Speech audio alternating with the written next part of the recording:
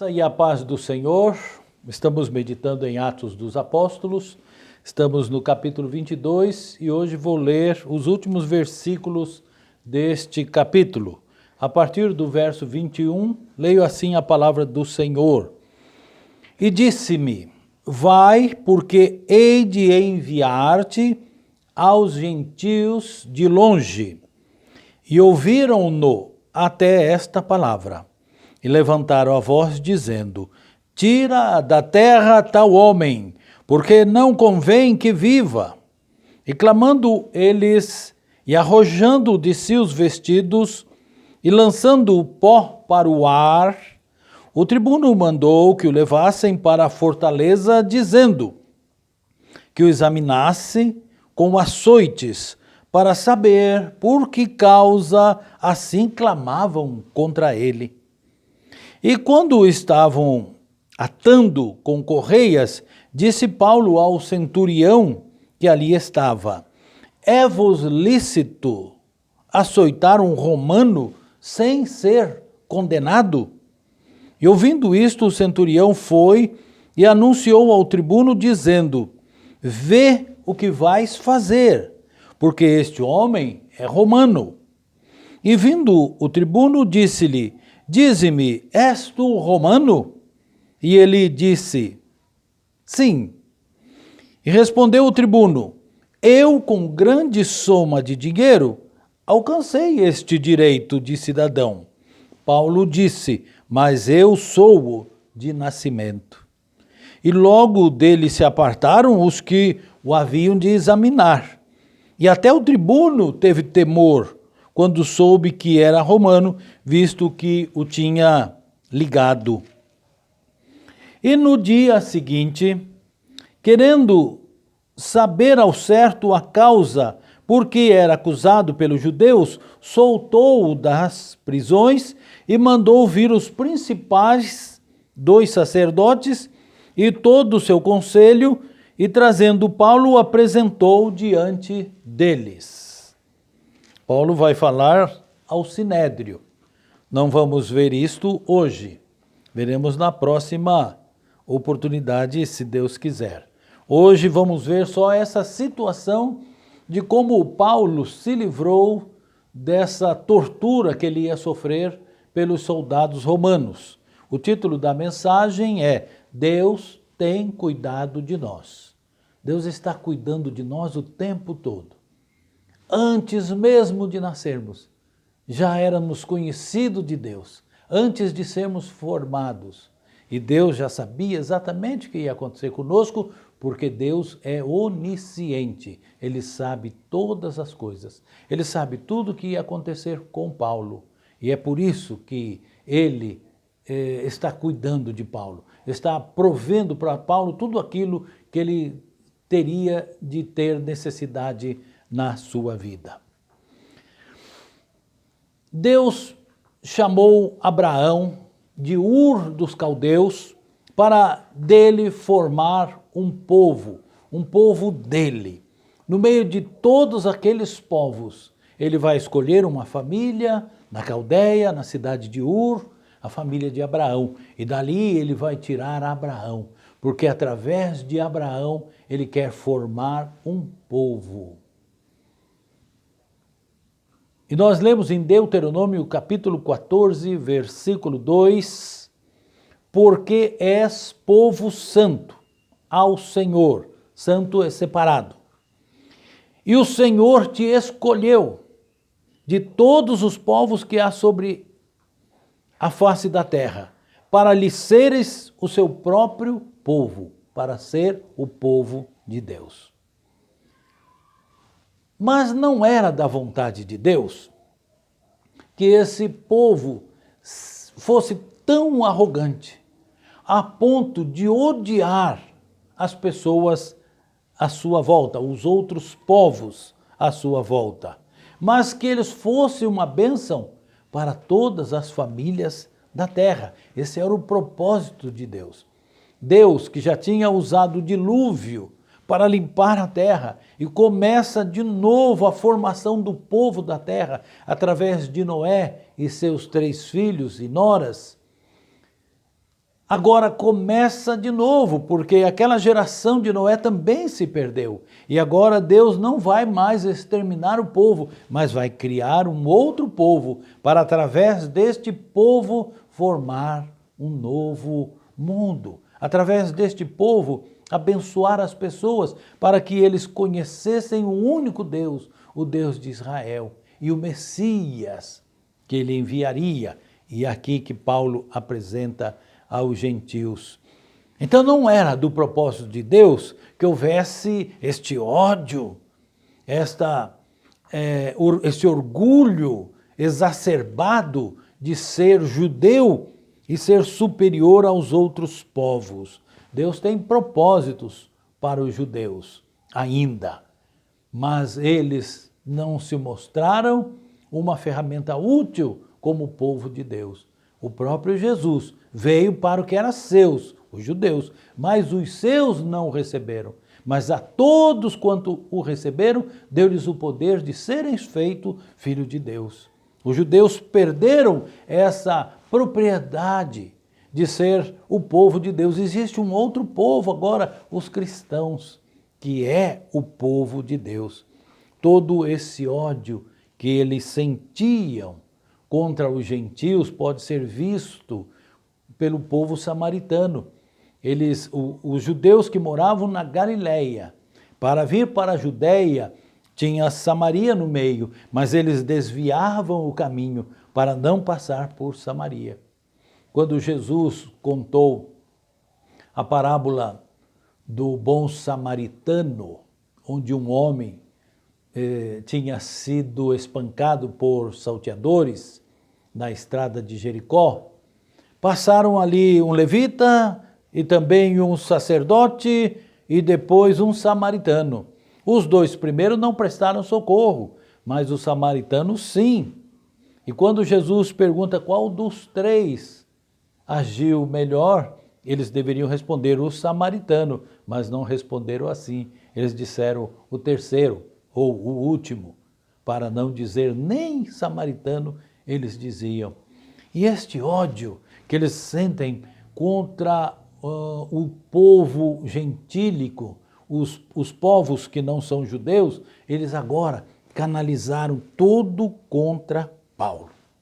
E é justamente nesta situação que eu quero trazer esta mensagem, que Deus cuida de nós. Em primeiro lugar, vamos ver a situação em que Paulo se encontra.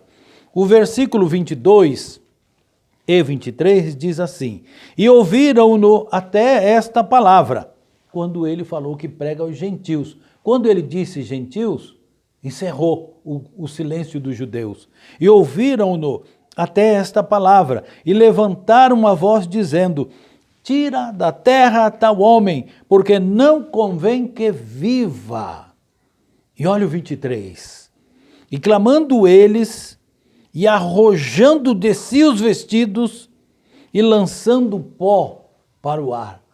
Imagine esta cena.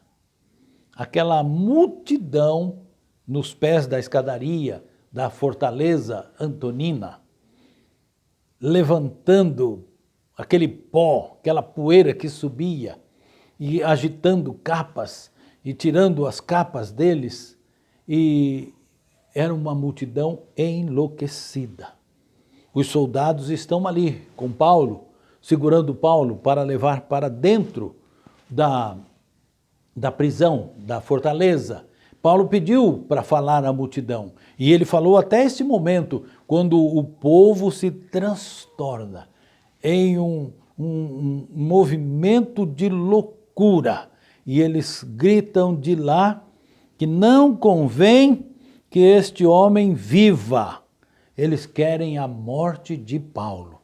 E eles gritam, e eles sacodem suas roupas, e levantam pó, talvez batendo o pé, de alguma maneira a poeira sobe, há um sentimento de ódio extravasando através da pulsação do coração deles.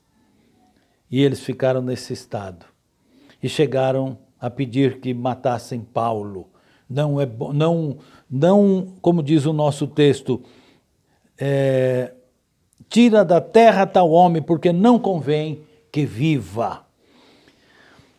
Foi para isso que Deus criou um povo só seu, um povo zeloso de boas obras, para estarem num estado como este. Nós, olhando para este povo, nós ficamos admirados desse movimento de ódio. Olhamos para nós também, como separados deste mundo. Nós somos povo santo, agora somos nós. Nós somos povo sacerdotal. Como é o nosso procedimento, mesmo diante das coisas que não são do nosso gosto, como é que nós agimos? Precisamos ter muito cuidado para não agirmos como esse povo que está ali diante do olhar daqueles soldados romanos, assustados e desaprovando e admirados como pode chegar a tal ponto e querendo não o bem do próximo, mas o mal, querendo matar, querendo não o perdão, mas a condenação, não dando espaço para salvar, para que ele saia daquela condenação, para que ele se justifique. É isso que Deus quer para o seu povo? Pois bem, Paulo está nesta situação.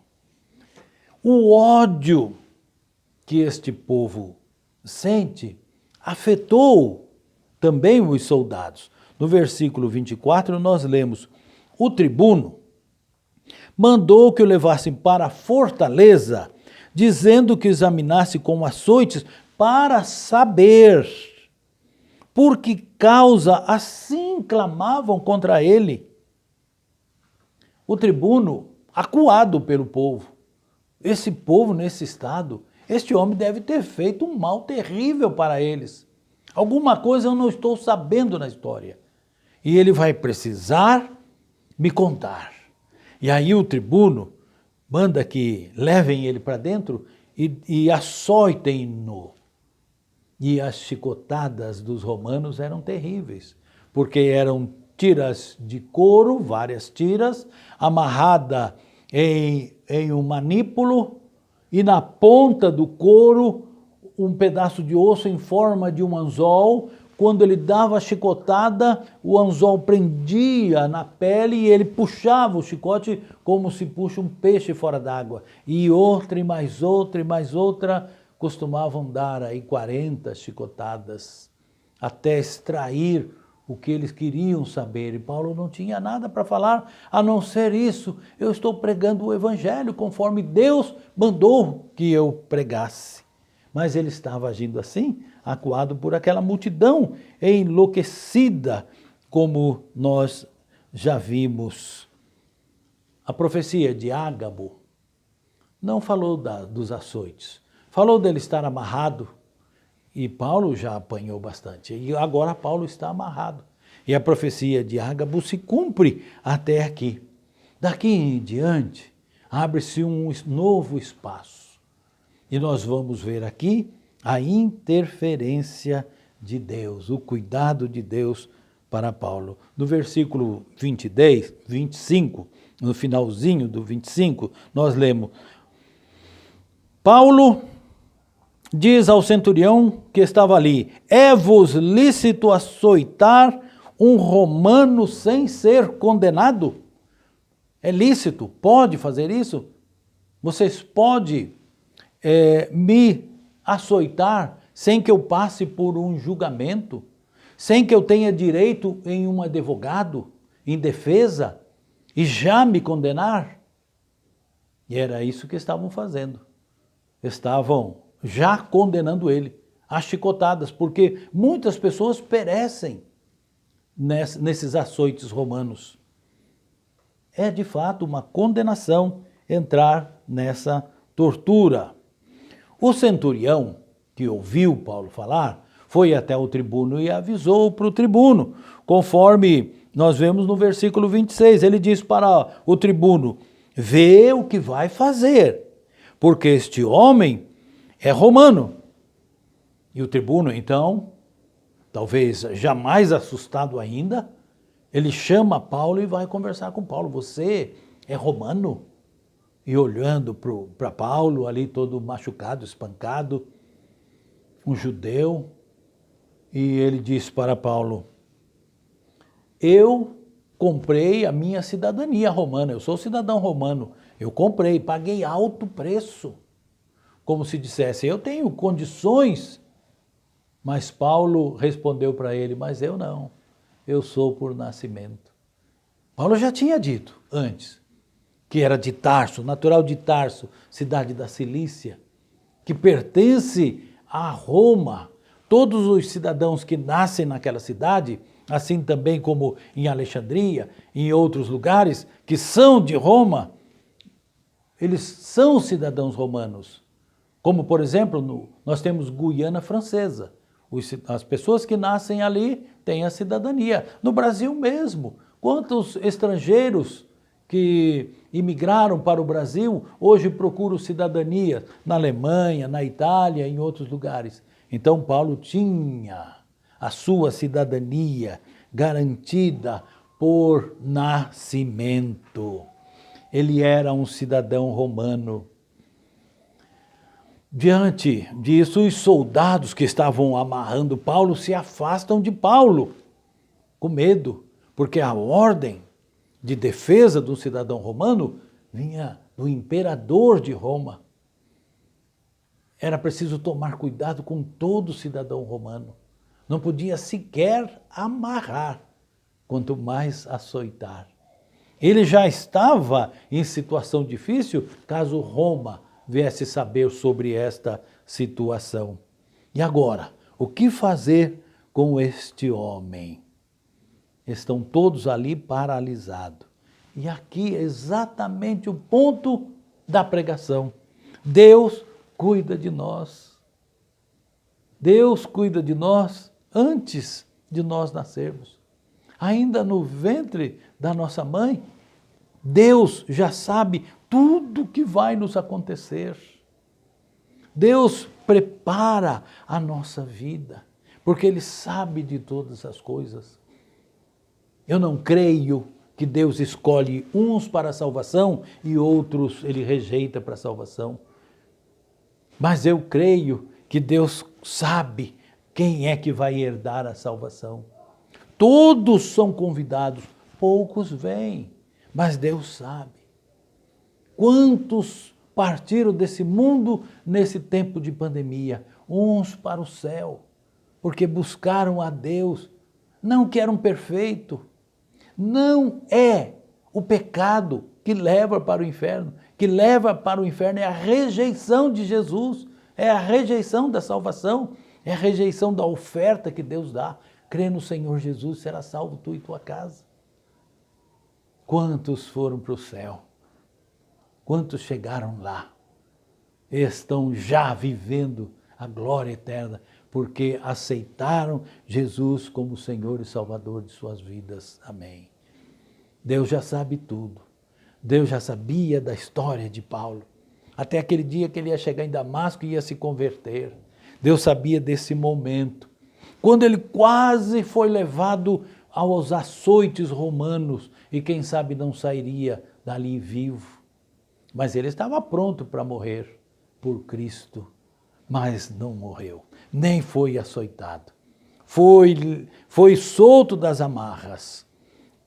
O tribuno, o comandante romano, vai levá-lo, como nós vimos no finalzinho do texto, para que ele se apresente aos sacerdotes.